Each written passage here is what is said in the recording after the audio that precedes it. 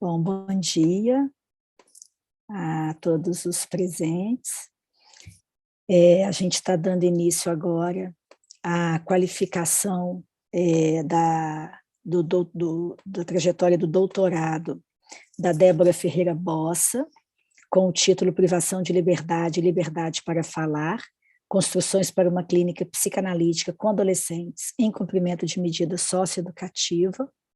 E eu queria começar agradecendo a professora Rose Gursky, que prontamente abriu um espaço nessa agenda complexa dela para estar com a gente hoje pela manhã. Destacar a presença do professor Frederico Marinho, que é um parceiro antigo de pesquisas com a gente, e informar que, em função de uma urgência súbita da mãe da segunda pessoa da banca, Márcia Rosa, a Nádia Laguardia de Lima, como suplente, fez um relatório de avaliação que vai ser lido aqui, e a gente, então, vai, excepcionalmente, fazer a banca de uma forma um pouquinho diferente. A Débora vai abrir, resumindo o trabalho dela num texto que ela escreveu. Na sequência, eu vou ler, essa é a inversão, né? Eu vou ler o texto da Nádia para que a professora Rose possa dialogar com o texto da professora, mesmo suplente, né? Mesmo na ausência dela. Então, muito obrigada a vocês que estão presentes aqui também, especialmente a Rose, que a gente queria estar se encontrando pessoalmente, né, Rose? Mas hoje, né, as bancas mudaram. Vamos ver se isso vai seguir nessa tradição ou se aos poucos a gente volta a se encontrar pessoalmente, pelo menos para as defesas, né? Eu passo, então, imediatamente a palavra, Débora, para você fazer a sua apresentação. Bom dia. Obrigada, Rose e Andréia, né, pela disponibilidade de estar na banca e pelas contribuições. Também deixo o agradecimento à Márcia, que não pôde comparecer, e à Nádia pelas considerações também. Eu preparei uma fala breve, assim, sobre esse percurso, né, de produzir uma pesquisa a partir da psicanálise num centro de privação da liberdade, né, adolescentes. E aí eu já trago de início essa contrariedade, né? Como que a psicanálise se estrutura enquanto uma clínica da associação livre, da liberdade à fala, num espaço de silenciamento de privação.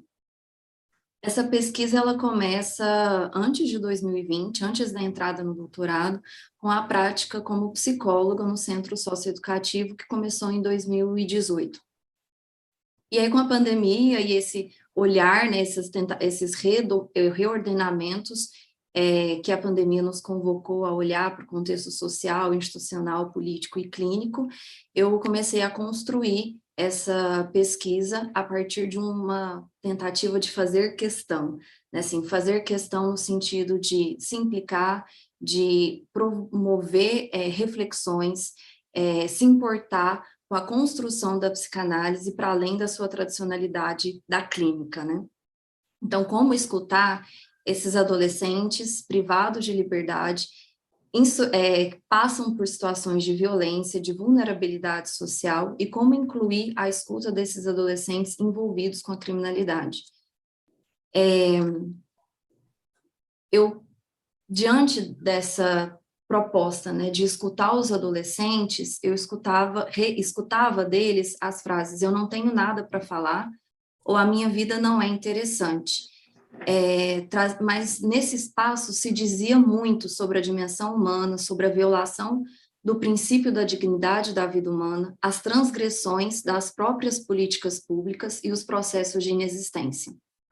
Um dos adolescentes que eu narro no primeiro estudo da escrita, ele me disse o seguinte, né? Quando eu sair daqui, eu quero aquela coisa de rico, que o psicólogo fica atrás de você e você deitado no sofá falando.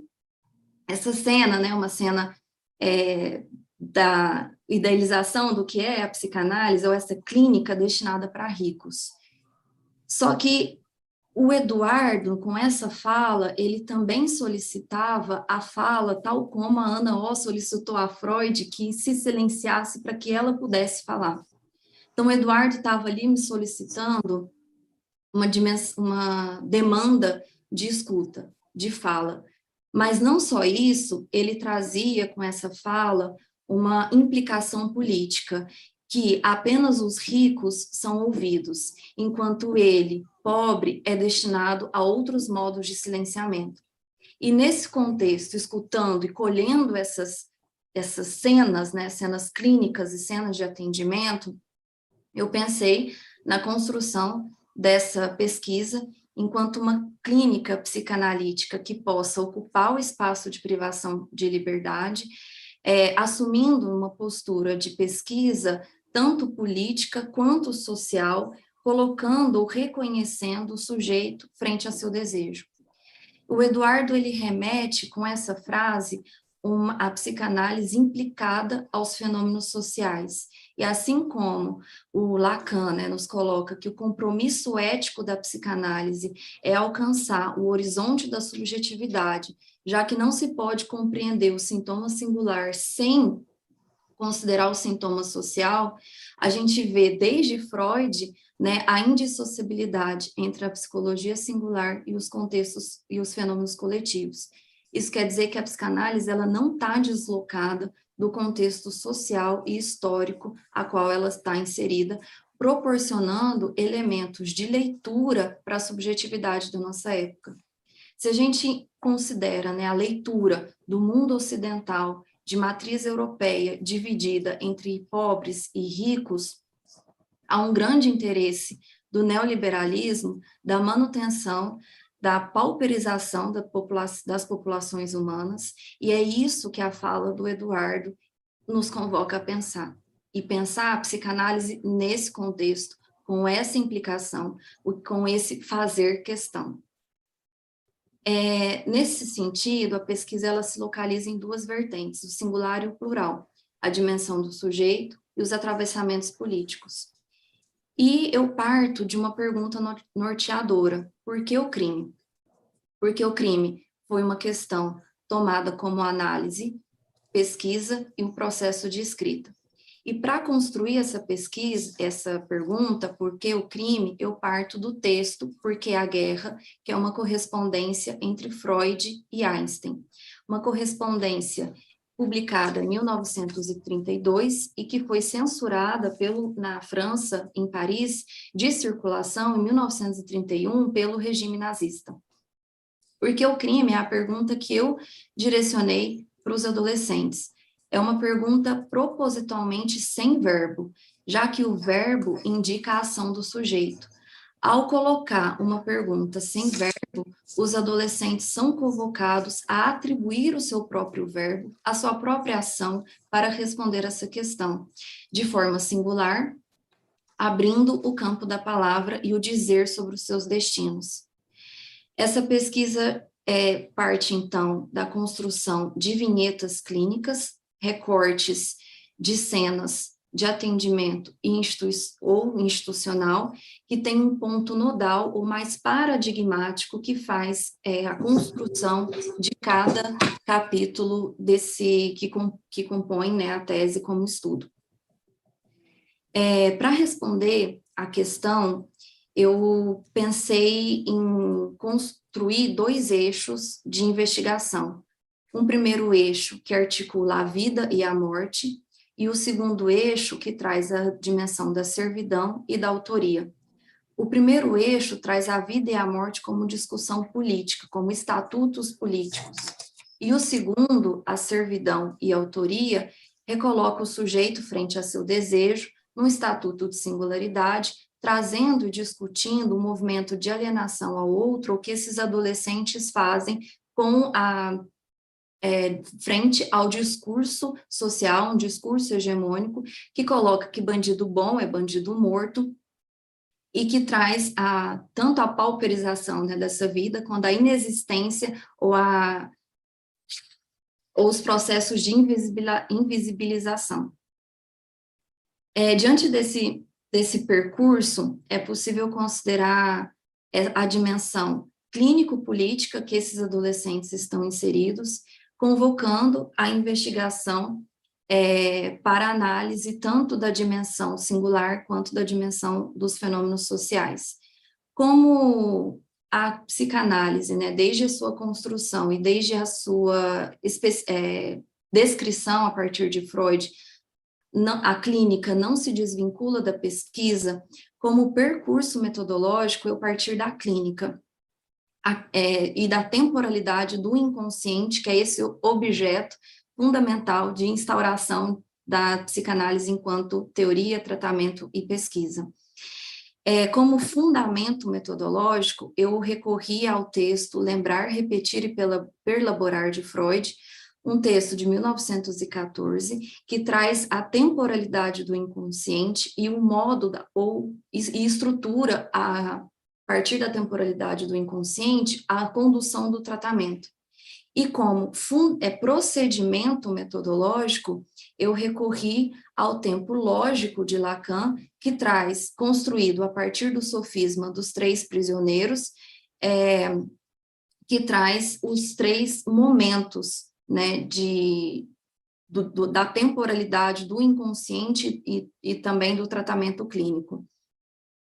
Então, eu dividi esse percurso metodológico em instante de olhar, que compreende a primeira e a segunda etapa. A primeira etapa como a revisão bibliográfica, e a segunda etapa como um olhar de novo para os atendimentos ou para o registro desses atendimentos nesse espaço temporal de 2018 a 2020. A terceira etapa é a construção do momento, do tempo de compreender, seria um momento mais flexível, de mais movimento, de mais produção, de escrita, e a última etapa que compreenderia a conclusão da tese enquanto momento de fechamento acadêmico, mas também abertura para a investigação, para outros modos de investigação nesse campo, da psicanálise, dos fenômenos sociais, da adolescência, envolvimento com a criminalidade e da psicanálise em outros contextos. Até o momento do percurso da pesquisa, eu estruturei 2 estudos, e esses estudos pretendem compor capítulos da tese. O primeiro estudo é a guerra e o inimigo, e o segundo estudo é o impasses entre o trabalho de socialização e a cultura de punição. Esses estudos, o primeiro é um estudo histórico-conceitual, em que eu recorro à guerra, à dimensão da necropolítica, da biopolítica, da vida nua, né? São recortes, revisão bibliográfica que traz a discussão entre o crime como uma existência de guerra na sociedade brasileira, em qual tem-se a construção da imagem do inimigo, do bandido, que seria o inimigo a ser combatido. E o segundo estudo é um estudo que traz o impasse entre o trabalho da clínica psicanalítica, da equipe, né, técnica no centro socioeducativo e a persistente cultura de punição. Acho que é importante considerar o tempo de construção de cada um desses estudos. O estudo 1, eu percorri um tempo de 1 ano de escrita. Eu demorei 1 ano para que esse texto de 30 páginas pudesse ser escrito. Em contraponto, o estudo 2, eu foquei e escrevi em exatas 1 semana. Então, sim, foi um estudo escrito de forma muito rápida, e foi um estudo que ele foi encomendado para compor uma coletânea, um capítulo de uma coletânea de uma obra, promovida por um profissional do judiciário. E o interessante dessa obra quis ser uma obra encomendada que incomodou, porque à medida que eu trago a discussão entre a prevalência das violências ou a cultura de punição e a tradução que um dos adolescentes apresentou ao termo socioeducativo para o socioespancativo, essa dimensão, né, da inclusão pela exclusão incomoda, a discussão sobre isso incomoda a equipe organizadora da obra, e o capítulo, então, é excluído desse processo de submissão e incluído agora, né, na tese. E eu acho que isso é importante pensar nesse movimento, né, de escuta e de silenciamento, que não só no espaço da privação, mas em outros contextos, em contextos da publicação, da academia, esses adolescentes são novamente silenciados. No primeiro texto, A Guerra e o Inimigo, eu trago algumas falas a fala do Eduardo, do Pedro e do Raul, que respondem por que o crime. O Eduardo responde que está no crime porque não tem nada para perder. O Pedro, que o crime precisa de gente como ele abandonado. E o Raul, que quer sair para terminar o que ele não fez. Então, a gente tem a dimensão aí do nada, do abandono e da repetição como elementos discutidos nessa articulação entre a guerra, o inimigo e o adolescente, que se apresenta enquanto corpo violado e em constantes violações de direitos diante dessas dimensões da violência que eles experimentam. O segundo capítulo é um capítulo que traz cenas clínicas e institucionais de 4 adolescentes, uma mãe e 2 agentes socioeducativos. Túlio, Ismael, Otávio e Júlio são os adolescentes que emprestam as suas vivências, narrando as violências sofridas, e a Fabiana, que seria a mãe, que tenta fazer uma denúncia sobre a violência que o filho dela sofre, e essa denúncia demora 3 meses para ter um efeito imediato, né? Que esse adolescente, então, ele sofre a violência, essa violência é denunciada para o Ministério Público, e o Ministério Público demora 3 meses para poder soltar um pedido de exame de corpo de delito. Quer dizer, em 3 meses, as marcas físicas desse corpo, né, já que poderiam denunciar a violência, já desapareceram, já cicatrizaram, e aí a gente tem esse ato em que tanto a mãe quanto o adolescente são lançados ao buscarem os seus direitos de vida, de existência e de proteção. Como perspectiva futura, eu ainda tenho a intenção de escrever mais 2 capítulos, né, dessa tese, que seria o capítulo 4 e o capítulo 5, como foi apresentado no sumário preditivo. No capítulo 4, eu apresentaria a relação entre a servidão e a autoria, considerando que a criminalidade é um modo de existência e que serve ao neoliberalismo à medida em que é sustentada pelo processo de pauperização das populações humanas e descartabilidade da vida, e bem como esse discurso afeta a subjetividade ou atravessa a subjetividade desses adolescentes, tomados como efeito e produto desses processos. E o capítulo 5, na dimensão clínico-política, pretende discutir a relação entre a clínica e psicanalítica e os fenômenos sociais, né, tomando essa contrariedade, né, ou essa discussão entre os processos de silenciamento e a possibilidade de construção de fala e escuta nesses espaços. Em geral, seria né, assim, isso que eu preparei para a apresentação do percurso, da metodologia e já dos estudos realizados e futuros.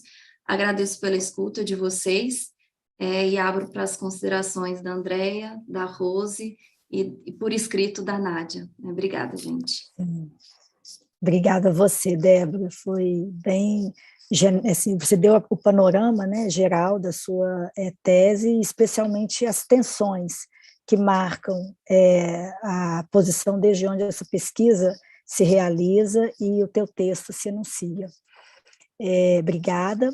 A gente combinou, então, em função da impossibilidade de comparecimento da professora Márcia Rosa, daqui da UFMG, de lermos as considerações da professora suplente, Nádia Laguardia de Lima, e na sequência a professora Rose Gurska, a quem agradeço novamente, de público, e gravando agora o agradecimento, né, mais uma vez, poder estar aqui com a gente. E aí a gente, depois da fala da Rose, volta para você fazer os comentários, então. Combinado? Então, eu vou ler, eu vou ler, então, o texto da Nádia. Débora, em primeiro lugar, eu gostaria de mencionar que, apesar do pouco tempo que tive para ler o seu texto, aprendi muito com ele. É inquestionável a relevância clínica, social e política de sua pesquisa. Achei muito interessante o paradoxo apresentado no título, privação de liberdade / liberdade para falar. O projeto está bem escrito, claro, bem estruturado. Eu não tenho críticas a fazer ao seu trabalho e vou fazer, então, apenas alguns comentários gerais. Achei importante você esclarecer logo na introdução que o interesse em desenvolver essa pesquisa parte de sua experiência profissional como analista executivo da defesa social no centro socioeducativo, além de descrever o sistema socioeducativo e as medidas socioeducativas. Esse esclarecimento é importante para o leitor que não está familiarizado com esse contexto.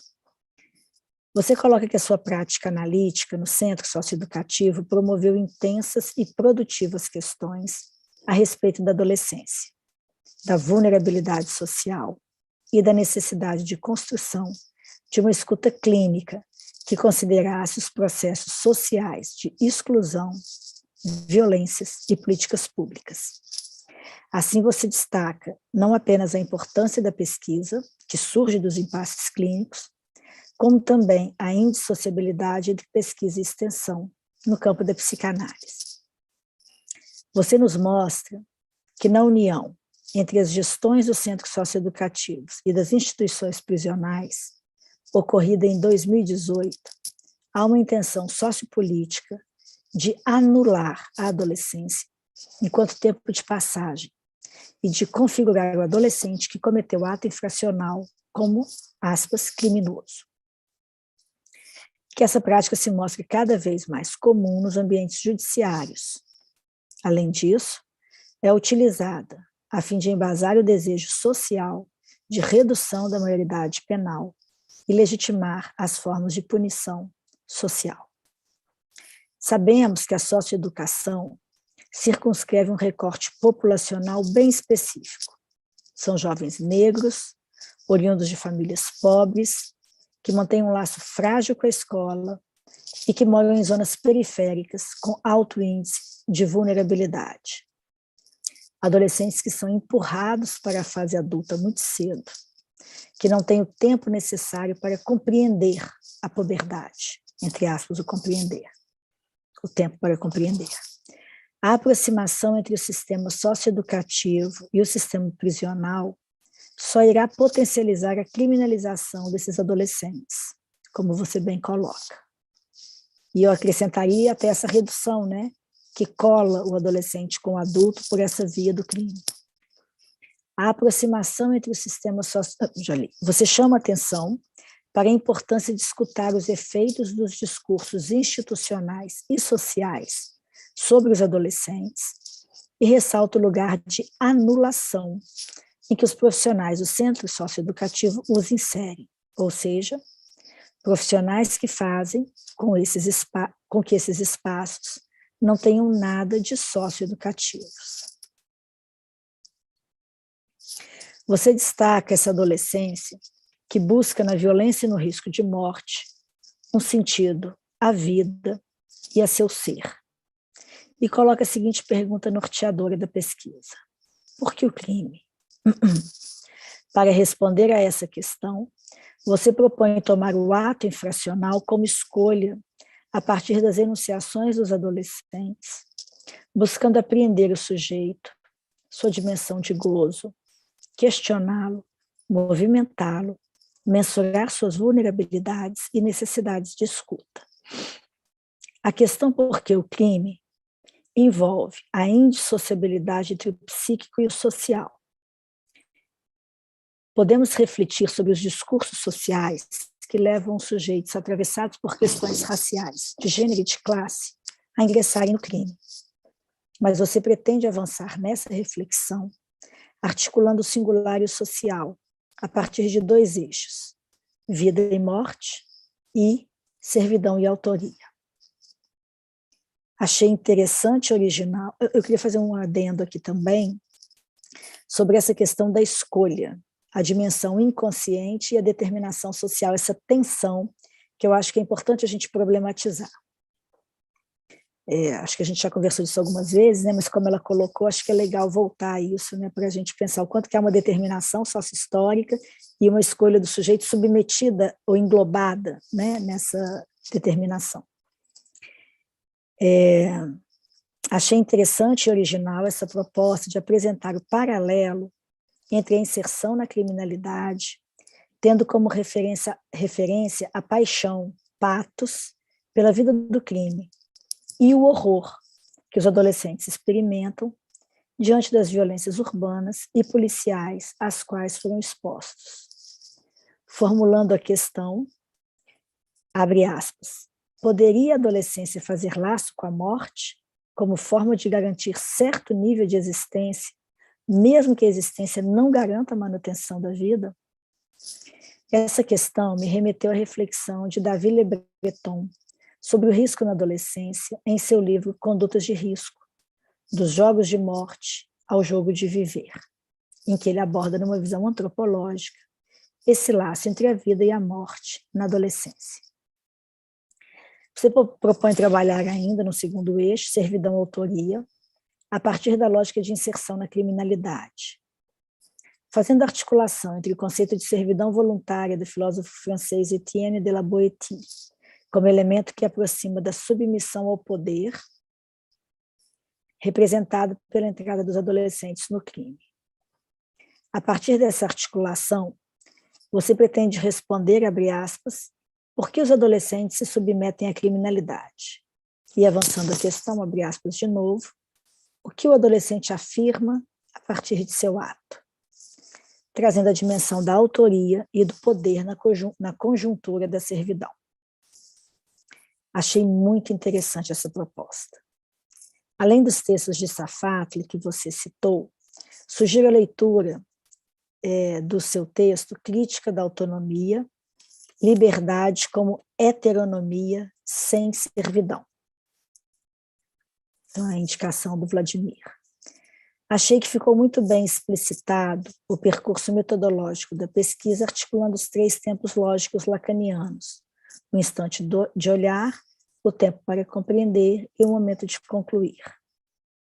Com a leitura Freud, essa articulação dos 3 tempos lógicos lacanianos com a leitura freudiana da temporalidade do inconsciente a partir do lembrar, repetir, perlaborar. Partindo da temporalidade do inconsciente em Freud como fundamento metodológico para, em sequência, relacionar com a temporalidade da escrita em psicanálise, tendo os tempos lógicos de Lacan como procedimento metodológico. Eu também gostei da proposta dos capítulos. A apresentação dos resultados parciais mostra o denso percurso teórico que você já percorreu e também demonstra um domínio dos conceitos e uma boa capacidade de articulação entre campos teóricos distintos. Ficou muito boa a discussão sobre os conceitos de guerra, biopolítica e necropolítica, além dos conceitos de vida nua e a construção do inimigo. Os casos apresentados de Eduardo, Pedro e Raul e as suas falas sobre suas motivações para a realização dos atos infracionais evidenciam a importância da oferta da escuta psicanalítica nas instituições sociais. Eduardo disse, abre aspas, estou no crime porque não tenho nada a perder. Pedro, o crime precisa de gente como eu, abandonado. E Raul, quero sair para terminar o que não fiz, que você retoma na apresentação, Débora? Atestam como o crime possibilita o engajamento com o ato e a autoria de forma singular. Como você menciona, Eduardo, Pedro e Raul encontram, a partir da identificação com o inimigo, modos de perder, encontrar, abandonar e fazer algo com o objeto a ser eliminado, seja ele a própria vida, seja a vida do outro. Para Eduardo, algo já foi perdido para sempre, restando-lhe o nada. Para Pedro, o abandono já está estabelecido, restando-lhe encontrar alguma coisa para se ancorar, e o crime se apresentou como uma possibilidade de existência. E para Raul, é preciso repetir para concluir o ato. Eduardo, Pedro e Raul oferecem sentidos para o envolvimento com a criminalidade e encontram ancoragem na morte, a partir de, abre aspas, bandido bom é bandido morto, frase que eles também repetem, e a partir desse imperativo se fazem vivos, cujo ideal bandido, sob cujo ideal bandido se nomeia. Que eu acho que você retoma agora, e mostra essa tensão que eu destaquei um pouquinho antes.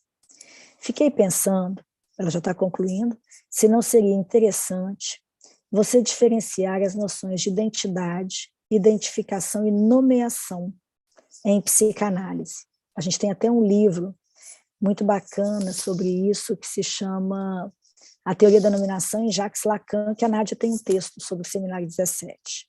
Mas ela não indicou esse livro, não. Soler faz uma boa reflexão sobre as operações de nomeação e renomeação no texto, os nomes da identidade que ela indica. Finalmente, eu gostaria de ressaltar a relevância desta pesquisa para o avanço das discussões sobre as condições da prática psicanalítica nas instituições em contextos tão adversos à escuta da singularidade.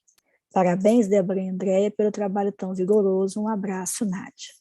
Eu vou te enviar na sequência, e aí, como a gente combinou, passo a palavra imediatamente para a professora Rose Burse, agradecendo mais uma vez a presença dela na banca nessa manhã de trabalho, e logo depois Débora, então, faz o comentário, ou a resposta, ou o diálogo, enfim, com as duas arguições.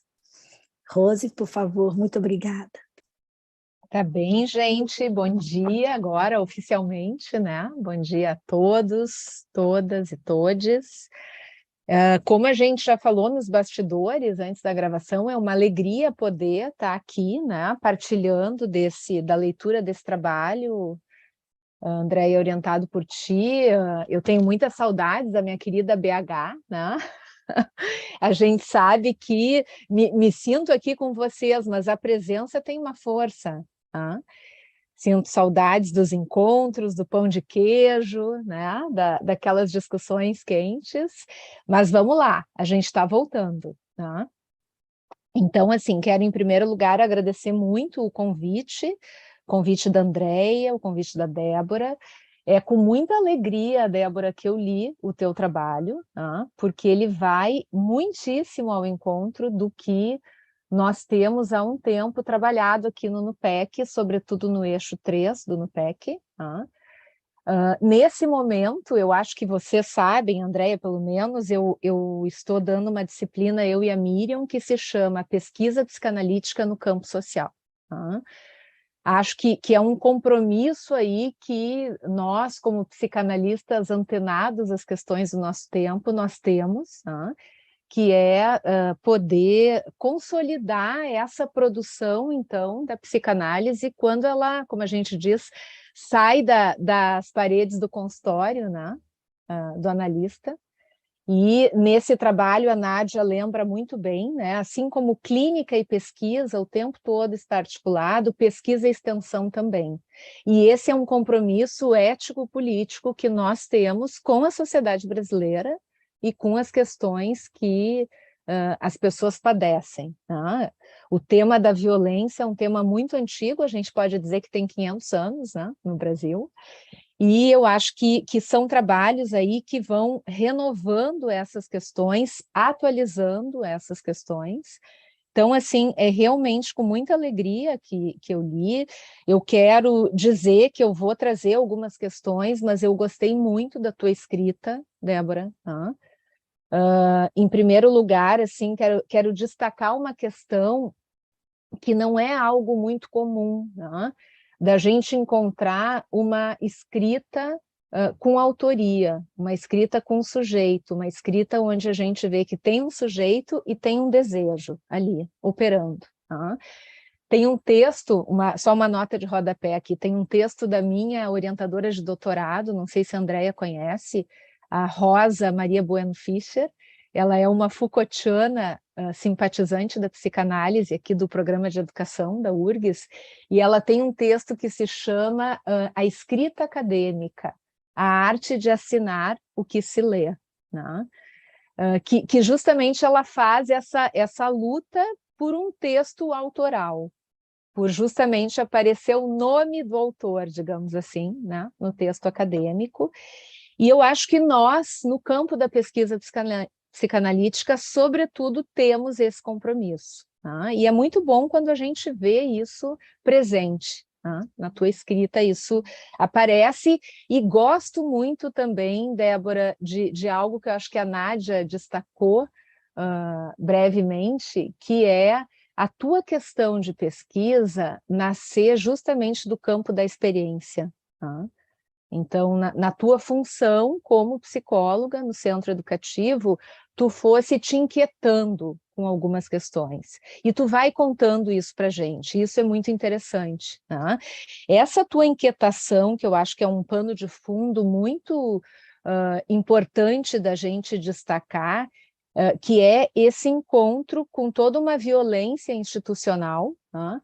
Que é algo muito paradoxal se a gente pensar, digamos, o que está escrito na letra da lei. Tá? O paradigma da socioeducação, ele vem justamente para fazer aí um ponto de virada em relação a toda a doutrina, né, lá do, como é que chama, do sistema irregular, baseado aí num tempo de redemocratização, né, de um novo país, na Constituição Cidadã de 88, no ECA, depois no SINASE, e eu partilho contigo dessa surpresa, porque quando a gente vai para dentro das instituições socioeducativas, o que a gente vê muitas vezes é o modelo, a concepção que lembra muito as instituições do sistema da doutrina do sistema irregular, lembra muito as FEBEMs. Isso eu acho importante da gente ir fazendo esse diálogo também. Eu estou falando com alguém aqui que é do campo do direito, que também é, né? Mas, por exemplo, ali em 17, a gente teve justamente uma lei que veio coibir a violência institucional. Tá? Isso está, enfim, escrito lá.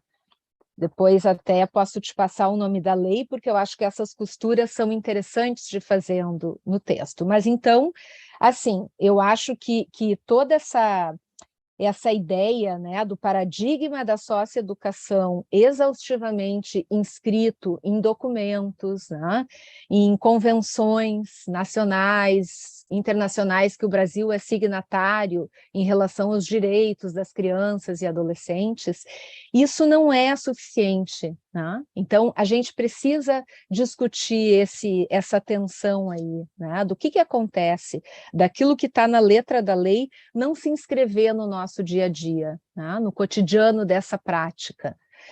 E aí eu acho que tu pega muito bem, né? Porque a gente acaba redundando muito na dimensão punitivista, né? Nesses discursos populistas sobre a periculosidade juvenil. Né? E parece que quanto mais cresce esse discurso sobre a segurança pública, mais vai se criminalizando, mais a sociedade criminaliza, né? Os atos juvenis, os atos adolescentes, que a gente, desde a psicanálise, sabe de toda a importância, né, que esse questionamento da lei, muitas vezes, tem. Tá? Bom, então, assim, eu acho que tem por aí muitas questões, né? Eu acho que a gente tem, Débora, vivido tempos que são realmente terríveis, né, para as políticas públicas e sociais. A gente espera que domingo comece essa virada. Tá? De qualquer forma, assim, eu acho que a política da socioeducação, especialmente, vem sofrendo um desgaste maior. Tem tido cada vez mais, me parece, um silenciamento, o tempo de confinamento, aí, esses 2 anos da pandemia, pelo menos aqui no Rio Grande do Sul, a gente viu um fechamento maior da instituição socioeducativa, né? Isso não é bom. Eu acho que a gente tem assistido um avanço que seria inimaginável, né, em pleno 2022, de práticas que a gente pode chamar de fascistas. Né? Isso vai afetando bastante, não só o presente, mas o futuro, né? O lugar dos nossos jovens, o que imaginar. Eu acho que são práticas de caráter muito nada civilizados, incivilizatórios, né? Enfim. E acho que assim, vou falar primeiro de algumas coisas gerais, né? Acho que tu vai pegando nuances nessa dimensão ético-política, né? Sociopolítica, que são importantes da gente prestar atenção. Quando tu falas ali da passagem da secretaria, né, do nome da secretaria, eu acho que são coisas que a gente precisa prestar atenção. Para vocês terem uma ideia, aqui no Rio Grande do Sul a gente conseguiu ir ainda mais longe. A política socioeducativa, ela já fez parte da Secretaria de Direitos Humanos. Não preciso dizer que hoje essa secretaria não existe mais, tá? E, atualmente, a política socioeducativa, ela faz parte da Secretaria de Justiça e Sistema Penal e Socioeducativo. Tá? Quer falar alguma coisa, Andréia? Então, a gente Só vê, manifestar assim, o incômodo. Pois é, a gente vê que essa aproximação, ela de fato vem cada vez mais explícita. E isso precisa nos inquietar, precisa nos incomodar, e a gente precisa, enfim, né, tentar transformar com os nossos trabalhos acadêmicos essas questões em uma espécie de denúncia e também em modos da gente pensar outros caminhos. Tá? Bem, eu acho que tu destaca com muita propriedade essa articulação da política socioeducativa com o racismo estrutural no país, né? E eu diria com as injustiças sociais históricas que a gente vê acontecer, né? E que nos acompanha aí, eu diria, quase que desde sempre, né? A gente vê essas questões na própria linguagem. Dificilmente um jovem de classe média e média alta, ele é chamado de jovem infrator, né? Tem trabalhos aí, depois eu até posso te passar um trabalho muito interessante de doutorado da Federal de Santa Maria, onde ela faz toda uma visitação por esses discursos da mídia e as questões de poder, né? Mostrando como essas nomenclaturas elas ficam reservadas aos jovens negros e pobres da periferia. Tá? Então, quer dizer, a gente segue aí, mesmo com uma política que seria para ser efeito de um Estado democrático, uma política no papel progressista, a gente segue com aqueles conceitos que vigoraram desde sempre, mas, sobretudo, talvez no século XX, que é a divisão de duas infâncias e duas juventudes, onde a gente vê que a lei ela não tem o mesmo valor, tá? Ela se expressa de formas diferentes. Tá? Então, aí eu acho, né, eu entendi, digamos assim, que a pergunta expressa do teu trabalho seria por que o crime? Mas eu escutei um pouco na minha leitura que, gente, é sempre particular, tá? Mas eu escutei algumas questões assim que são um pano de fundo e que, enfim, de alguma forma, elas estão aí no teu trabalho, né? O que se faz, afinal, com a política socioeducativa, né? O que a gente acaba perpetuando? De fato, qual é o lugar da política socioeducativa na vida desses meninos? Né? Porque a ideia seria que, com a política socioeducativa, eles pudessem refazer as suas perspectivas de futuro. Mas a gente vê que não é isso que acontece. A reincidência é muito alta, a gente já trabalhou nisso numa pesquisa, né, Andréia? E a gente não consegue parar, como diz o nosso colega Marcelo, de enxugar gelo, né? Muitas vezes na socioeducação.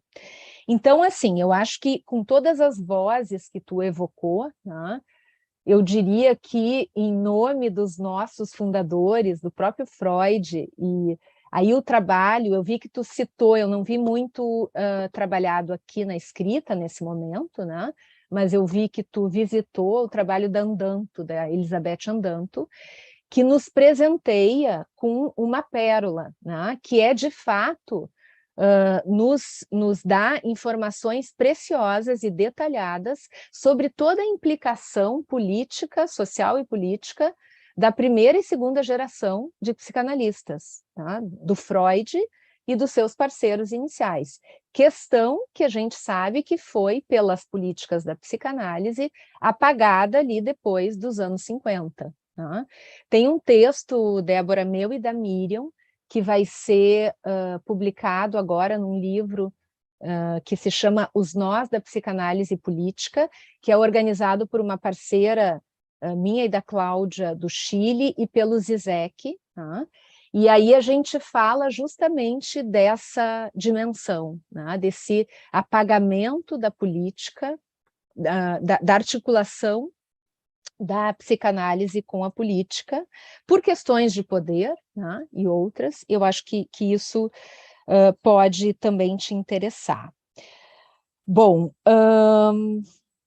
então, assim, acho que tem aí alguma coisa para tu seguir adiante, né? O teu começo de texto, ele traz muitas questões dessa dimensão ético-política, dá para ver a tua preocupação com isso, que eu sei que é uma preocupação da tua orientadora, do grupo de vocês, mas eu acho que dá até para tu adensar um pouco essa discussão, tá? E pensando aí, então, como é que a gente poderia produzir uma política socioeducativa com os jovens, né? E não só sobre os jovens, que eu acho que é uma das nossas ideias também no Amarrações, né? E aí eu acho que se abrem questões, né? Será que adianta a gente trabalhar? E aqui eu não estou dizendo, gente, porque eu acredito nesse caminho da psicanálise na instituição socioeducativa, mas será que adianta a gente trabalhar no interior das instituições sem intervir numa dimensão de fato sociopolítica, né? Quer dizer, qual o lugar que a sociedade autoriza para os seus jovens negros em situação de vulnerabilidade social, né? O que se permite em termos de inserção social, de fato, para esses sujeitos, né? Quer dizer, a gente precisa aí, eu acho que, descortinar um pouco essas práticas que muitas vezes são cínicas e são falaciosas, né? E que acabam compondo aí os discursos oficiais sobre os jovens em situação de vulnerabilidade, né?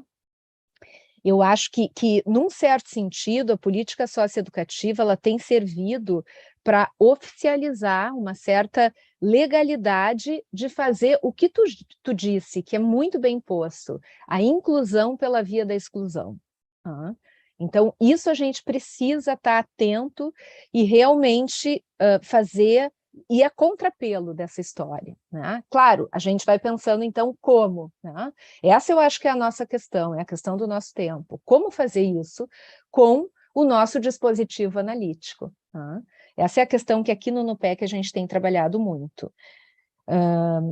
Quer dizer, qual é o efeito da gente trabalhar na socioeducação sem mexer nas condições históricas de desigualdade e de desigualdade de acesso, né? Esse genocídio que todos nós que trabalhamos, né, com a população de jovens em situação de vulnerabilidade social, a gente assiste, eu diria quase que é um genocídio assistido mesmo, né? Assistido oficialmente, assim, porque a sociedade participa disso, nós participamos disso de alguma forma. Tá? E aí eu lembro sempre de uma fala, talvez a Andréia já tenha me ouvido trazer essa fala, que foi uma fala muito contundente quando nós começamos com a escuta Flanery, que é um dispositivo de escuta que foi tecido e construído justamente no âmbito da socioeducação, para escutar os agentes socioeducativos, tá? A fala de uma agente, onde ela, falando de algumas coisas, ela diz, pois é, a gente aqui finge que socioeduca, tá?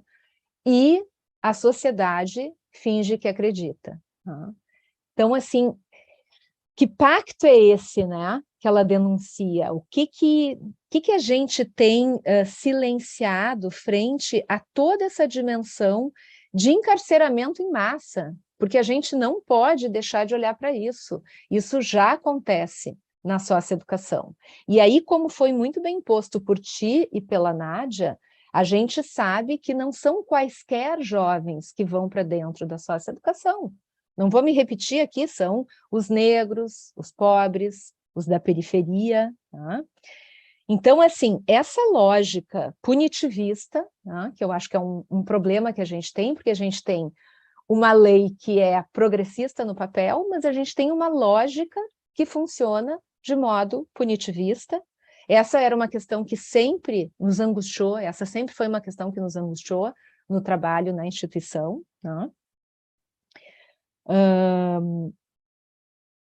Quer dizer, essa lógica também de orientação necropolítica, né? Porque isso anda junto, a gente sabe que tem aí uma direção que é uma direção da morte, né? Quando a gente vai olhar, por exemplo, para a escola pública e ver os índices de abandono na escola pública justamente nesse início da adolescência, e a gente vai olhar para as estatísticas da socioeducação, a gente vê que há uma migração, né? Então, justamente, teve um evento, acho que foi aí em Belo Horizonte até, na outra vida, que nem eu digo, né? Antes da pandemia, onde eu falava que o meu desejo era sobre o futuro da socioeducação. E eu falei sobre o meu desejo de que a socioeducação não tivesse futuro. Porque se a gente pudesse acolher esses jovens, né, nas outras políticas, nas políticas educativas, de saúde, na primeira infância, enfim, né, nas políticas de ação social, a socioeducação talvez fosse dispensada. Né? Bom, mas então, assim, uma das minhas ideias seria como o teu trabalho de pesquisa poderia enfatizar um pouco mais, né, os modos de isso está no teu trabalho, tá, Débora? Mas dá vetorizar um pouco mais para se pensar modos de propor aí movimentações necessárias para que a gente não opere com cinismos, né? E com falácias, para que a gente possa operar com outras ferramentas, com as ferramentas que têm a ver com as necessidades dos sujeitos adolescentes, né? Com as questões dos sujeitos, com aquilo que a gente vai fazer, com o que a gente escuta deles, né? Porque a gente acaba, então, no final, tendo uma cultura que cultiva conceitos, preconceitos e noções que a gente pode pensar que alguns são quase da masmorra medieval, né? E, sendo mais sutil, conceitos pré-republicanos, assim, né? Bom, dito isso, então, Débora, eu passo para uma outra parte, né? E quero dizer mais uma vez que o projeto ele está muito bem escrito, né? Eu acho que isso é uma leitura que flui. Eu acho que tu tem várias leituras ali, tu tem interlocutores assim excelentes. Eu até não me preocupo muito em te oferecer outras referências. Tem uma delas que eu gostaria de te falar, claro, tu está na metade do trabalho, então tu fala na questão do neoliberalismo, que a gente sabe que é um discurso hegemônico, né? Muito, muito autorizado, né? Há muitos anos no laço social, assim, e eu imagino que tu vá trabalhar isso um pouco mais. Tem um livro do Dardot e do Laval, que se chama A Escolha da Guerra Civil, uma outra história do neoliberalismo que eu acho que pode te ajudar, né?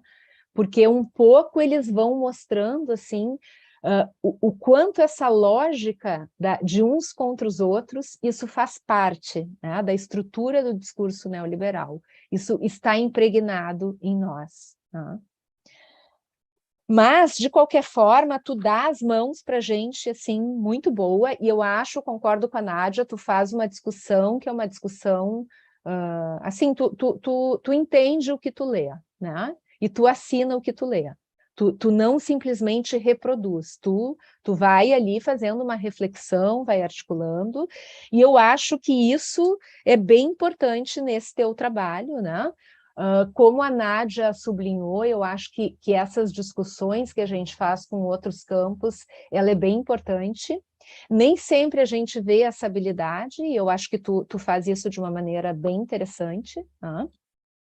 Mas, claro, agora numa aula que a Ana Carolina deu lá na disciplina, né, a gente falava um pouco da importância que tem nesses trabalhos, quando a gente vai para o campo social, da gente ir para os outros campos, ir para as outras áreas de conhecimento, mas também a gente poder voltar, né?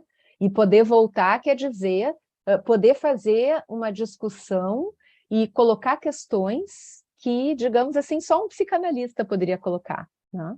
Que vem embebido aí com a ética da psicanálise, enfim, né?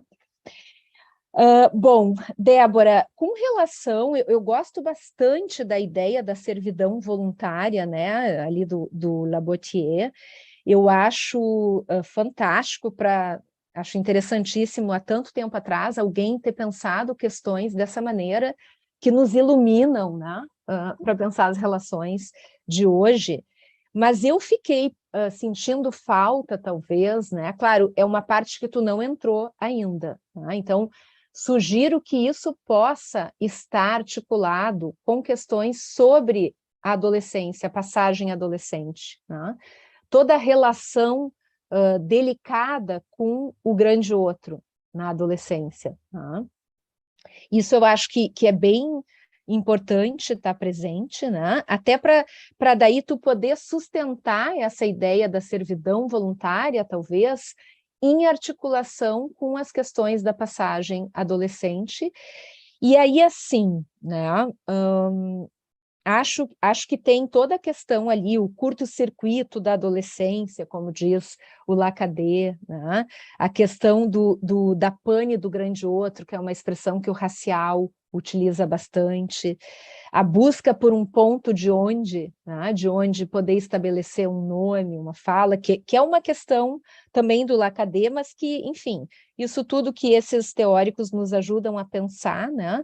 Sobre a passagem, a operação psíquica da adolescência, essa busca da construção de um nome para si, né? E acho que seria interessante pensar como que essas invariantes, né, psíquicas, desde a psicanálise, como é que isso dialoga daí quando a gente chega para tratar da operação psíquica e da passagem adolescente desses jovens, né, que vivem outros contextos, outras circunstâncias. Nesse sentido, Débora, depois eu posso te passar a dissertação da Stephanie, eu acho que a Andrea lembra da Stephanie. Hoje ela é uma pesquisadora associada, a Stephanie ficou quase 10 anos comigo, morro de saudades dela, né? Ela foi iniciação científica, bolsista de extensão, mestranda, né? E a gente construiu muitas coisas juntas. Com a Stephanie, a gente começou a fazer as rodas de rap, um dispositivo de escuta no campo da socioeducação. Depois eu vou falar um pouco, eu fiquei com peninha que tu acabou só lendo um texto nosso, que é lá do início, o primeiro texto das questões metodológicas, né? A gente tem uma porção de outros depois sobre as rodas de rap, agora rodas de sonhos, a própria escuta Flannery, né? Eu acho que são elementos que podem te ajudar a pensar o que me parece muito forte no teu trabalho, mas talvez não tão expresso, que é a tua preocupação em pensar um modo da psicanálise estar na socioeducação, da escuta psicanalítica se inscrever, produzindo efeitos éticos, políticos, né? Então, pode te ajudar a pensar, talvez, para além desse formato da escuta do 1 a 1, né? Mas isso, depois eu quero te perguntar. Mando sim, Andréia, mando sim. Eu tenho uma lista aqui que eu já separei, que é de outras coisas, e eu mando depois para ti e para a Débora, tá? Bom, mas enfim, então eu acho que, só retomando, eu acho que essas questões, que eu me perdi um pouquinho aqui, essas questões sobre a passagem adolescente, eu acho bem importante que estejam articuladas, né? Com, talvez, essa questão da servidão voluntária e com outras que tu vai trabalhando ali. Esses sujeitos, eles vivem questões sociais, políticas e culturais de um Brasil que a gente muitas vezes desconhece na experiência. A gente conhece na teoria, né? A gente sabe que existe, mas a experiência que eles têm com algumas vivências, a gente entende, e a Steph trabalha um pouco isso na dissertação, que vai produzir algumas diferenças aí no modo de viver justamente a passagem adolescente. Acho que é muito rico aqui, gente, o conceito que a gente ganhou da Miriam, né, que ela cunhou, de dimensão sociopolítica do sofrimento, né, e acho que isso ajuda a pensar muito. E aí, né, eu vou juntar isso com essa pergunta do teu trabalho. Quando tu pergunta por que o crime, eu escuto também que tu está perguntando por que a ida desses jovens para, digamos assim, o campo da morte, né? Essa relação com um certo desejo, entre aspas, de morte. E aí eu vou concordar com a Andréia, que eu acho que a gente precisa ter uma certa atenção com essa escolha, né? Tem aquela expressão que o próprio Lacan usava e que depois o Contardo explora muito bem, que é a escolha forçada, né? Então, isso eu acho que eles acabam justamente compelidos a, né? E aí tem um artigo, Débora, que eu não sei se tu conhece, que é o Educa-me Ultimato, que está lá no Estilos da Clínica, que justamente eu tento pensar, foi uma fala lá do Lepsi, que depois virou artigo, e eu tento pensar um pouco como é que esses jovens, né, estão incluídos pela via da exclusão nos sonhos da nação.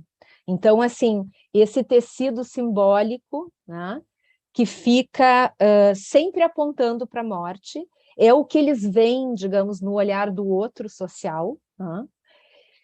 E como romper, então, com isso, né? Nos trabalhos com os jovens na fase, a gente sempre disse, não se trata de uma análise, né, nas rodas, mas se trata da gente poder romper com algumas cristalizações de sentido. Por exemplo, de que eles têm, e é incrível como as coisas se repetem, né, gente? Porque essa questão, por exemplo, do matar ou morrer, era muito presente nas falas deles. O destino é esse, matar ou morrer. Tá? Então, como sair dessa sinuca de bico, né?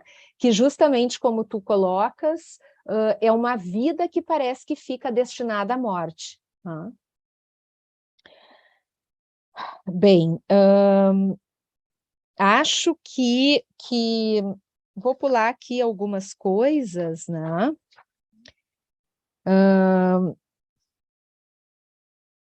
Eu acho que uma das questões que nos fez ir para os trabalhos coletivos no campo da socioeducação, em parte foi, Débora, a gente pensar na importância, e ver isso nos trabalhos, na importância que tinha eles se escutarem falando de si nas rodas e escutarem também os parças, né, como eles dizem. São experiências muito semelhantes. E isso a gente acha que vai dando um caráter de mostrar essa dimensão sociopolítica do sofrimento, sem a gente precisar apontar isso, né? Então, às vezes eu fico com um pouco de receio da gente, aquela coisa, né, de eles ficarem responsabilizados individualmente por questões que a gente sabe que, por mais que estejam neles, né, tem algo muito maior aí, que é a patologia do laço social, né? Então, essa eu acho que é uma questão que a Cris Vicentim insiste muito, a Miriam também, né? Nessa, digamos, individualização da responsabilidade, patologização. Isso eu acho que talvez, quando a gente pensa um pouco nesses dispositivos onde se escuta o singular num espaço coletivo, isso talvez dê um pouquinho mais de margem, né? Mas, enfim, são coisas aí para ir pensando, né?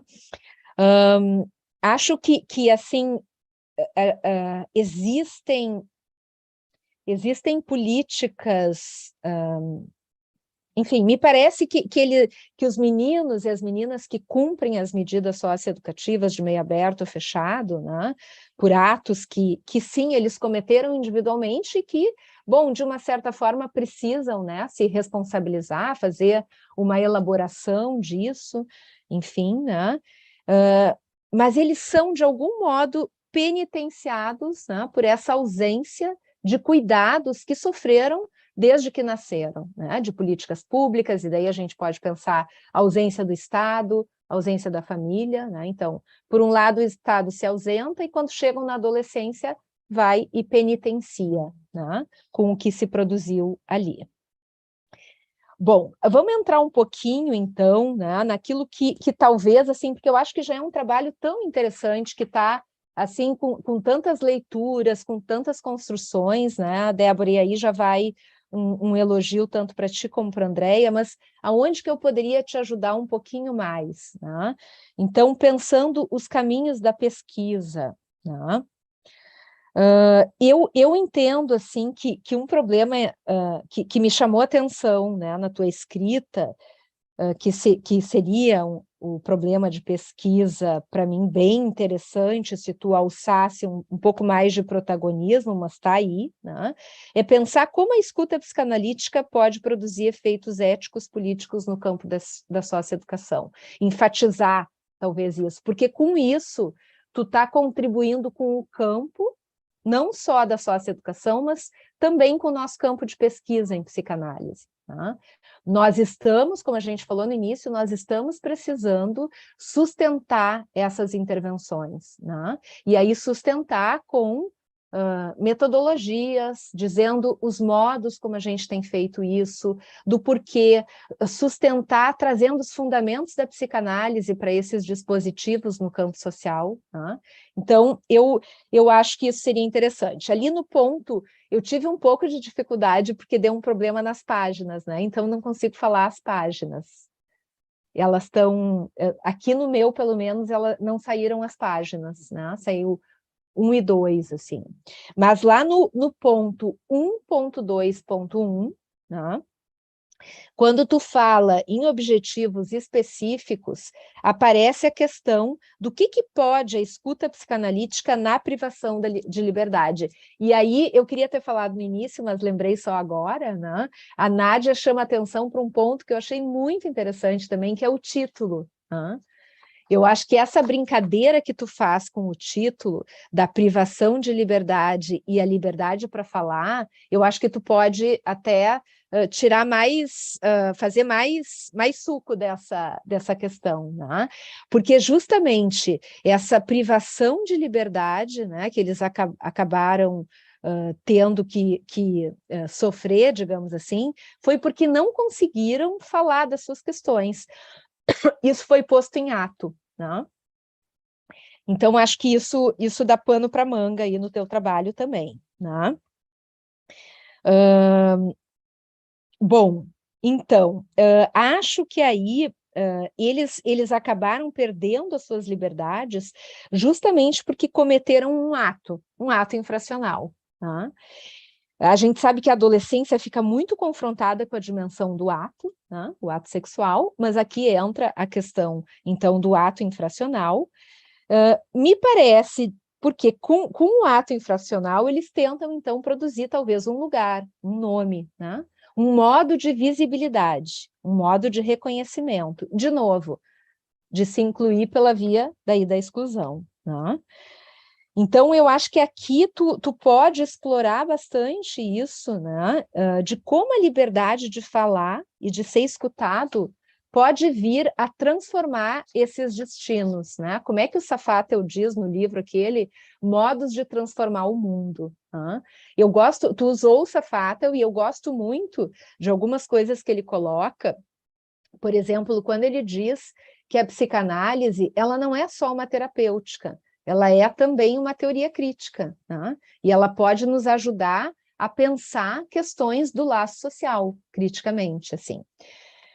Bom, e aí nesse sentido, né, claro, essa questão do transformar os destinos, eu volto a dizer, não se trata de uma análise, né, de um percurso pelo fantasma, mas como é que a gente pode pensar que essas intervenções, essas escutas, né, podem vir a produzir questões para os sujeitos, podem vir a fazer com que eles repensem algumas certezas imaginárias fechadas a respeito de si, né? Justamente, eles se veem muito nesse espelho do olhar do outro social, né? Que os chama dos jovens criminosos, e aí vem uma questão que eu fiquei me perguntando também, né? Eu vi que tu usa o crime, né? E eu fiquei pensando nisso, porque a questão do ato infracional, eu acho que ainda dá, né, um espaço, mas eu sei que vocês estudam bastante a criminologia, então eu não vou aqui me meter de pato a ganso nesse assunto, né? Quer falar alguma coisa, André? Eu acho que pode ser importante essa diferença.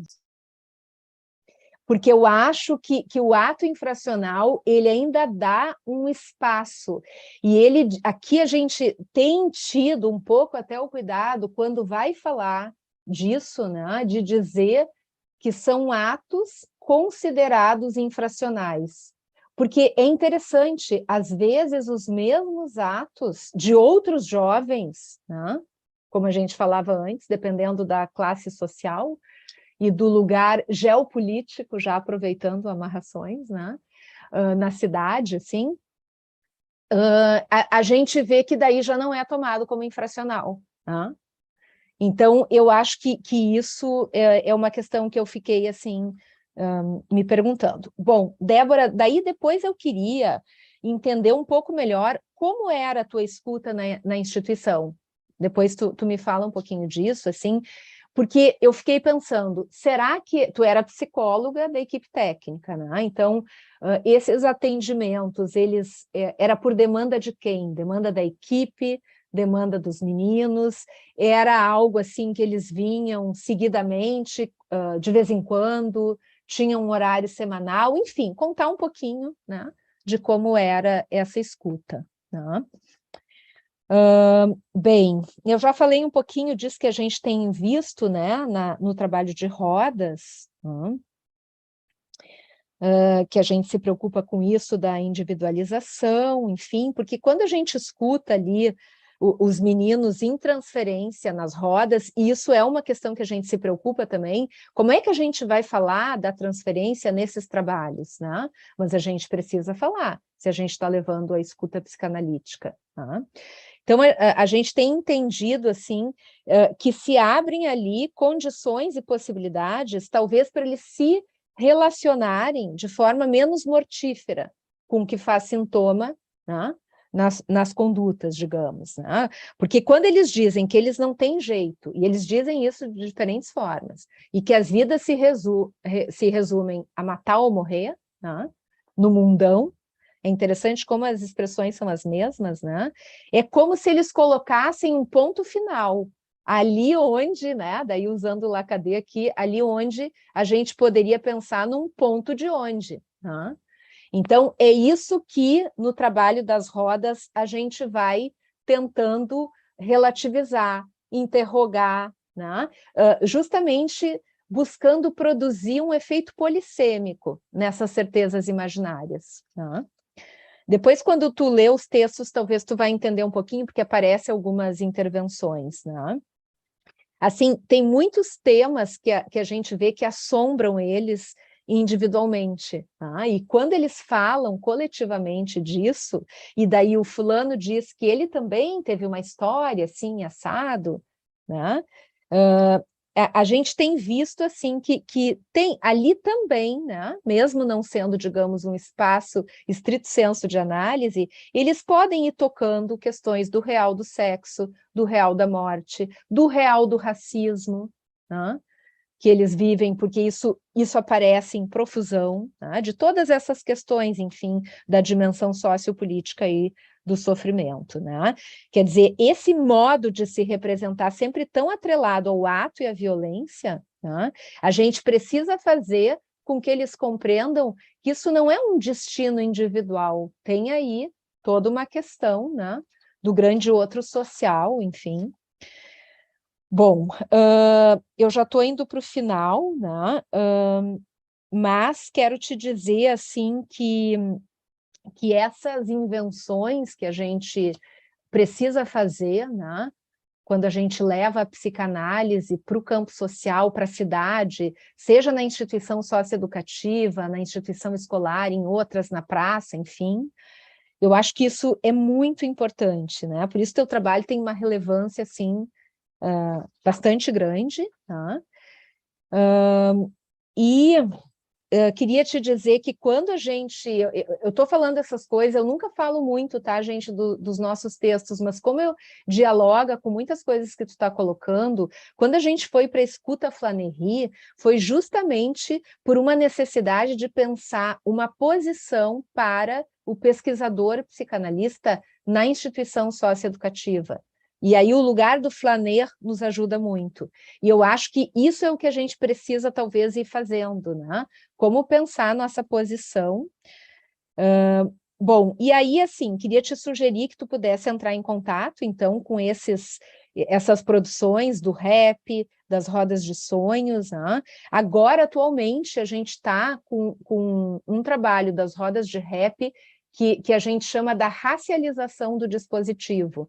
É uma mestranda de Alagoas que está trabalhando com as rodas de rap, que já é um dispositivo antigo, mas a gente está, então, com a proposta de racializar dentro do Quilombo de Palmares. Tá? Então, isso é uma coisa que também a gente vai aí tentando articular essas questões. Né? Eu acho que essa tua preocupação da dimensão clínico-política da psicanálise, ela encontra muito eco nessas questões. Né? Bom, já falei do crime, daí, por fim, agora, da parte mais especificamente da metodologia. Né?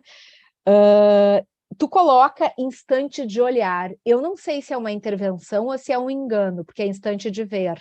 Né? Mas eu fiquei até curiosa se tinha instante de ver, tempo de compreender e momento de concluir. Mas pode ser que tenha aí alguma questão, né? Porque a questão do olhar, ela é muito presente na adolescência e ela talvez seja um ato falho que tu possa aproveitar até, né? Muito presente também na vida desses jovens em relação ao olhar do outro social, né? Mas eu fiquei pensando o seguinte, tá? Mas isso aqui é, assim, é constelação de estrelas, a gente vai escolhendo, né? Eu fiquei pensando que o teu instante de ver poderia ser a chegada no campo da socioeducação, né? E o tempo de compreender o trabalho, de fato, a escuta dos sujeitos e o momento de concluir a escrita da tese. E eu acho muito interessante esse tensionamento, assim, tu já faz isso. Seria uma pequena sugestão. Né? E aí uma questão que me inquietou um pouco, mas estou dividindo aqui para a gente discutir, a gente tem trabalhado muito com a ideia, né? Eu gosto muito da Maud Manoni. A Maud Manoni, na autobiografia dela, ela traz questões muito interessantes, mesmo que não sejam diretamente para a pesquisa em psicanálise, mas nos ajuda a pensar. Ela tem uma frase lá que é assim, um aforisma. A experiência precisa fazer furo na teoria. Né? Na escuta psicanalítica, a gente não pode perder essa dimensão. Essa dimensão está muito no Freud. Né?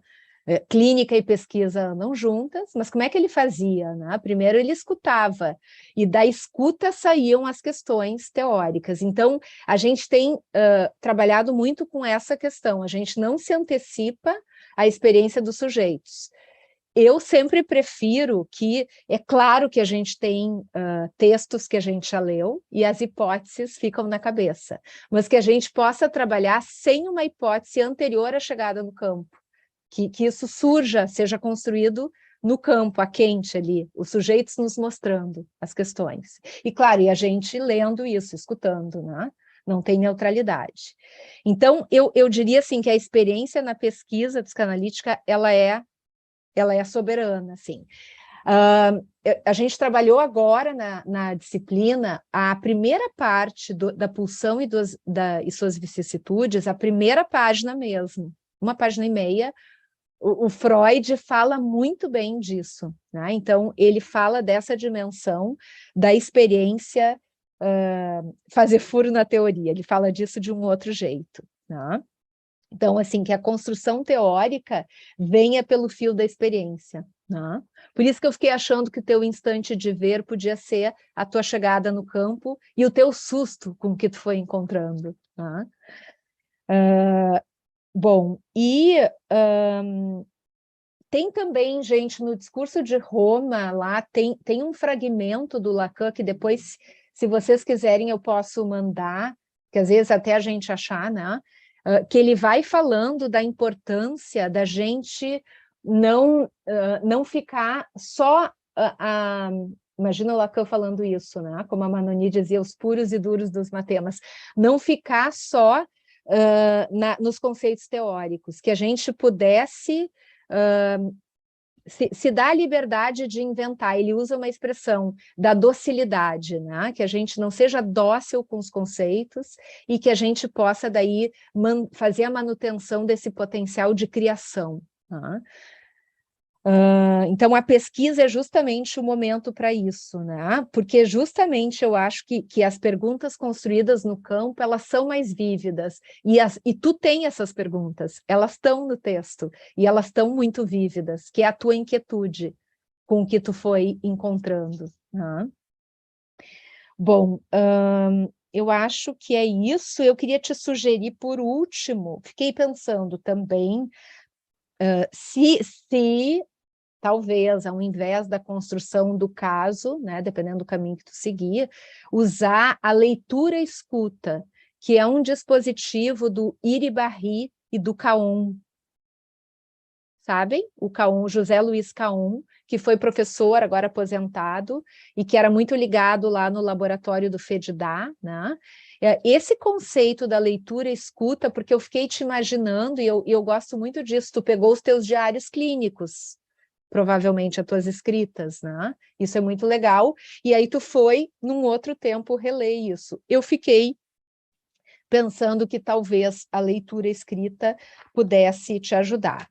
Até tu podendo fazer uma leitura, eu falei leitura escrita, né? Mas leitura escuta, que tu pudesse ficar atenta ali às questões da dimensão sociopolítica do sofrimento nas narrativas deles, né? Mas, assim, tudo isso para no final dizer, te dar os parabéns. Eu acho que tu tem um projeto, às vezes a gente chega nesse momento, né, André, e tem muita gente que não tem um projeto, tu tem um projeto, ele está bem alinhavado, ele está bem construído, tu tem um problema de pesquisa que é, e tu tem mais, tu tem um problema e tem problematizações ao redor, então, parabéns para vocês e que a gente possa seguir fazendo trocas. Uau! Acho que Rose pega pontos muito sutis, importantes, né, distinções finas, colabora com muita bibliografia. Eu vou te passar, Débora, a palavra para a conversa. Eu vou pedir a vocês uma coisa, eu tinha que sair do quarto meio-dia e achei que a gente ia um pouquinho depois de meio-dia. Então, eu vou só tirar a imagem, porque eu vou ficar andando, tá? Eu vou sair do quarto, vou lá para o hall, vou devolver a chave, mas estou ouvindo, e aí, a hora que eu sentar de novo, eu ponho a imagem. Então, eu já te passo a palavra agradecendo 1000 vezes a Rose, porque foi assim, é uma aula, né? Acho que tem sutilezas, pontos centrais, detalhes, inflexões, vetorializações, que vão nos ajudar muito, e advertências, que a gente não vai, assim, não pode deixar de considerar, e não vai deixar de considerar. Muito obrigada, Rose. Passa a palavra, então, Débora, para a sua conversa, e vou ficar, então, um pouquinho sem imagem, mas o tempo todo com vocês, só para eu fazer essa descidinha na escada aqui, que eu estou bem pertinho da portaria do hotel, tá bom? Vamos lá, Débora, com você. Bom, primeiro agradecer, né, Rose, pelos comentários, pelos pontos que você levantou. Eu achei fundamental essa articulação de pensar um novo tempo de construção, né, de recolocar os tempos. Era algo que eu tinha pensado enquanto construção da pesquisa em si, né? Mas eu acho que retomando, inclusive, o início da minha fala hoje, que a pesquisa não começa com o início do doutorado, mas começa antes, né? Eu acho que esse apontamento que você faz de reorganizar o tempo para a entrada como psicóloga no campo socioeducativo reorienta, assim, né? Recoloca, não só pensar a produção do doutorado, a produção dessa tese, a produção dessa pesquisa, mas enquanto um fundamento que se começa antes, né, com a prática. Então, achei sensacional você trazer esse novo olhar, né, para os tempos de olhar, ver, compreender e concluir, recolocando essa dimensão temporal mesmo, assim, foi um ponto muito importante e fundamental.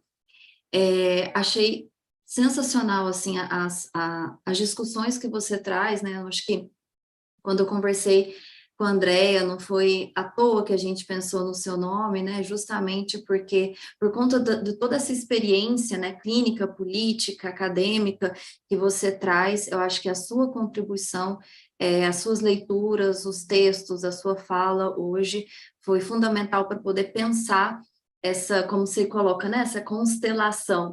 E aí eu fui anotando várias coisas e falei, nossa, eu tenho tantos caminhos a ser seguidos, né, tantas possibilidades de escrita e de investigação, mas como pensar, como poder fazer articulação, de certa forma, de escolhas para poder ter esse produto, né, produto tese, no ano que vem, no 2024, né, assim, acho que precisa fazer esses recortes diante de tantos apontamentos. Mas enquanto, né, um momento de conclusão, é a conclusão para abrir novos caminhos, né, abrir novas modalidades de investigação. Acho que isso, diante dessas escolhas, de tantas coisas que você aponta, né, acho que faz uma escolha para um fechamento, de condução da pesquisa, mas também esse movimento de compreender como algo que é sempre, que é a etapa de maior movimento, né? Etapa de maior construção, etapa de maiores saídas para outras pesquisas, outros projetos, outras extensões, né? Outras produções, projetos de pesquisa e articulação com o social. O texto da Danto e o texto do Safatli, essas maneiras de transformar o mundo, não aparecem efetivamente nessa escrita, né, no estudo 1 e 2, mas eu citei eles, assim, utilizei eles para embasar a minha apresentação de hoje. Então, assim, são recortes que aparecem depois dessa escrita do estudo 1, por um ano, né, do estudo 2 por uma semana, e que com certeza vão ser agora pensados e recolocados nesses, que eu pretendo, né, pensar mais 2 ou 3 capítulos nessa escrita, então vão ser textos, sim, utilizados. Quando você faz, né, a questão dos objetivos específicos, em que eu falo, né, enquanto construir o campo, como pensar a psicanálise dentro do campo da socioeducação, eu acho que esse é o ponto em que eu entro, é o ponto de angústia, né, que eu entro nesse campo, eu entro nessa instituição e penso, como fazer a psicanálise aqui? Né? Como fazer esses adolescentes serem escutados diante de tantas experiências de silenciamento? Então, acho que essa é a questão que eu tento responder com a construção do futuro, né? Estudo 4, mas que eu ainda estou pensando como fazer. Eu acho que eu entro em 2018, entro no socioeducativo, entro em 2020 no doutorado, e ainda assim, 4 anos depois, eu estou pensando no como fazer. Então, assim, é uma pergunta que você me provoca de eu ainda não tenho resposta, né? E é esse meu objetivo, e construir uma resposta, talvez um percurso metodológico de como que a psicanálise pode fazer nesse campo, né? Como que a gente pode construir. E aí não é à toa que eu faço essa escolha do tempo lógico, né, como uma condução do tempo do tratamento, que é pensar justamente o tempo clínico, né? O tempo clínico pensado nesse contexto institucional. Então, como que a gente trabalha essa clínica dentro dessa instituição de privação, né? De privação de liberdade, mas também de privação da fala. E aí você faz uma questão de como eu trabalhei, né, assim, nesse campo. Eu chego tendo uma metodologia a ser seguida, né? A profissão ali, enquanto técnica em psicologia, era responder de certa forma, ao judiciário produzindo relatórios a cada 6 meses sobre a avaliação da medida socioeducativa, se esse adolescente se responsabilizou ou não pelo seu ato, se ele pode progredir ou não de regime, do privado para a liberdade assistida ou a anulação, né, assim, a finalização dessa medida socioeducativa. Então, esse era o objetivo pelo qual eu estava ali, né, o objetivo pelo qual eu compus a equipe técnica, entrei ali no concurso para estar respondendo a esse papel. Mas aquilo me incomodava, né, aquilo de produzir um relatório para decisão judicial me incomodava, e eu comecei a pensar numa construção de uma clínica ali dentro, de uma clínica em que eu tivesse, então, convocasse esses adolescentes para o atendimento semanal, para um atendimento regular, né, um atendimento com a previsibilidade. Toda segunda-feira, 2 horas da tarde, eu vou estar aqui para você ser atendido. E claro que existiam impasses, né? Corte de cabelo, o atendimento era suspenso. Visita de não sei o que lá, o atendimento era suspenso. Então, existiam sempre pequenos motivos para que esse atendimento fosse suspenso. Então, eu comecei a perceber que essa construção da clínica, né, de pensar uma clínica, de uma escuta, de um compromisso ético com cada adolescente, começava a incomodar não só a rotina dos agentes, mas também de outros profissionais desse campo, né, que aí eu comecei a escutar algumas falas que eu coloco ali na introdução, né, você é nova aqui, você não sabe o que esses adolescentes estão mentindo, né, a gente não está aqui para ser psicólogo clínico, mas e aí eu trouxe para esse campo o que é ser psicólogo clínico, né, que o psicólogo clínico não é escutar a patologia, fazer diagnóstico e trazer essa dimensão de periculosidade ou de patologia desses sujeitos, mas inclinar-se, estar ao ouvido, né, produzir uma escuta sobre o sofrimento humano que ocupa qualquer espaço. Ocupa o espaço da clínica, ocupa o espaço da instituição, ocupa o espaço da sociedade, né, da praça, dos moradores de rua. Onde tem humano, tem sofrimento humano. Então, isso é a construção da clínica, é orientar a nossa escuta, instrumentalizar essa escuta para o sofrimento em qualquer lugar que ele aconteça. E aí, pensar esses adolescentes, né, nesse espaço de privação privação de liberdade, pensar também a privação da adolescência. Esses modos contemporâneos, ou diferentes modos contemporâneos, de se viver a adolescência no Brasil. E é isso que você muito bem pontua, né, sobre a adolescência, 2 adolescências e 2 leis. Alguns adolescentes são infratores e outros, para o mesmo ato, não são infratores. Isso era experimentado ali na prática, né? Eu tive um caso de um adolescente que ele era branco, ele era filho de fazendeiro, ele teve audiência ali com 2 advogados particulares, e ele ficou 6 meses privado de liberdade por uma tentativa de homicídio com uso de arma de fogo a queima-roupa, enquanto outros adolescentes que foram pegos com números pequenos ou quantidades pequenas de droga para uso próprio, ficaram de um ano e meio como enquadrados ali, entre aspas, como tráfico de drogas. Então, dentro desse próprio sistema, né, a gente vê, sim, essa diferenciação de escuta e de modalidade. Eu via esse adolescente, por exemplo, ele sendo tratado, falas, né, assim, que vinham dos agentes de, mas esse não é o seu lugar, né, assim, você não deveria estar aqui. Não deveria estar aqui por quê, né? Porque tinha realmente esse discurso, né, compartilhado desse racismo, né, que constrói historicamente 2 leis, 2 discursos, 2 adolescências, né, e diante desse modelo neoliberal que a gente vive, essa adolescência pobre e adolescência rica, marcada no contexto brasileiro pela colonialidade e nessa construção do racismo. Eu acho que nessa discussão que você faz, fundamental, acho que você fez uma leitura que abriu o campo, né, para eu poder me indagar mais, para eu acho que me ver aqui com as minhas questões de, nossa, o que eu faço agora diante de tantas questões, preciso fazer escolhas, né, para a construção.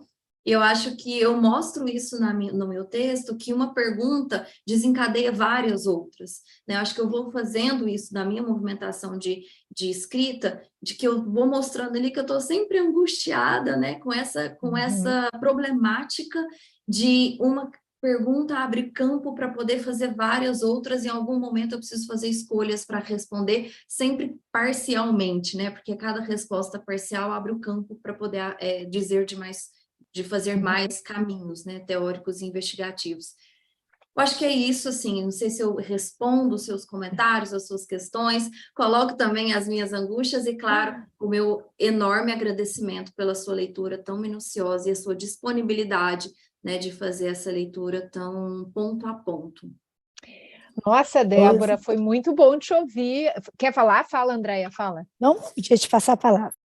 Muito bom te ouvir, assim, tu pergunta se tu respondeu, tu comentou de uma maneira fantástica, e eu queria só fazer uma observação, né? Eu acho que na tua fala aparece um pouco a questão, quem diz onde é que a escuta pode acontecer, né? Porque aí a gente sabe que também, né, Andréia, tem questões de poder na história da psicanálise, e eu acho, assim, quando tu estava agora falando e te escutando, acho muito importante que tu coloque no trabalho justamente o que tu falou, o modo como tu foi pensando essa escuta, porque ao te ouvir eu fiquei pensando que pode ser muito inovador, mesmo sendo a escuta do 1 a 1, né? Propor isso dentro da socioeducação. Claro que a gente sabe que isso vai ser a Débora, né? Talvez a próxima já vá fazer, mas enfim, ao menos esses meninos que tiverem a sorte, né, de te ter, vão poder se beneficiar da escuta. Legal. Maravilha. E eu acho que isso que você traz agora, Débora, com esse caso desse jovem branco e rico, pode ser muito interessante. Recentemente eu tive numa mesa sobre raça e loucura e encontrei um material que Cristiane Matosinho estava até aqui com a gente, agora há pouco me passou, de como que há uma pré-destinação dos corpos conforme a raça. Então, tomar esse caso, se você ainda tiver acesso a ele, ou lembranças ou notas, em comparação com o outro, naquela situação, a psiquiatra pegava um caso que é os mesmos casos de um menino branco e um negro, de um diagnóstico de esquizofrenia com uso abusivo de álcool e drogas, e mostrando o destino, o que é uma pessoa ter uma rede, vir com a família, e, claro, vai para uma clínica de reabilitação e volta para a universidade, e um outro que chega sozinho, desamparado, imigrante, vai para um hospital e se cronifica, né, vira um louco. Então, acho que é mais uma ideia, mas acho que o mais importante, acho que fica para mim, Rose, e eu queria te agradecer mais uma vez, é o quanto que talvez, Débora, o que já está pronto, seja mais você fazer as inflexões, as vetorializações e as transversalidades no próprio texto, no que já está pronto, no sentido de você marcar, escuta o sujeito dentro de um campo de determinação, né? Escuta essa escolha forçada, como estando constrangida por uma determinação maior, e aí a gente volta daqui a pouco nos textos, né, depois dessa qualificação maravilhosa, para mexer nisso, e tem o futuro, que aí eu acho que Rose trouxe muita coisa, e aí talvez a gente vá ter mesmo que fazer para a tese algumas escolhas e outras para logo depois da tese, né? Porque você está crescendo aí num grande projeto. A Débora, além de ter ido nessa capacitação, né, que eu falei mais cedo, ela também a gente está construindo agora com a Elizabeth Peçanha, que está aqui, que é uma doutoranda de Portugal, um convênio, co-oriento, né, a Beth, e vamos incluir a Universidade da Débora. Então, eu acho que tem um horizonte, né, Débora, que você está imergindo nele. A tua tese é mais do que só um trabalho escrito, né, mais do que artigos, ela é uma proposição também acadêmica de um projeto futuro. Então, tudo que você traz para nós, Rose, ajuda demais, Débora, nessa construção profissional, inclusive, né? Então, super obrigada. Eu queria perguntar, porque entendi que, perguntei à Nádia, né, ela já aprovou, e se você também, para a gente não precisar sair todo mundo, voltar a fazer aquela confusão toda. Super aprovada. Isso que eu ia perguntar, a gente tem feito isso na qualificação, não na tese, né? Porque eu entendi assim também, mas muito obrigada, então, também por isso, né, por esse trabalho. Débora, você quer colocar mais alguma coisa, Rose? Acho que agradecimento, né? Assim, obrigada pela leitura, obrigada pelos comentários, obrigada pelo pessoal que acompanhou, que tem alguns colegas de trabalho, alguns alunos que vieram aqui, meu irmão está aqui, acho minha mãe. Então, acho que agradecer a presença de todo mundo e agradecer a leitura de vocês e acho que a participação mesmo, por estar nesse momento. Sim.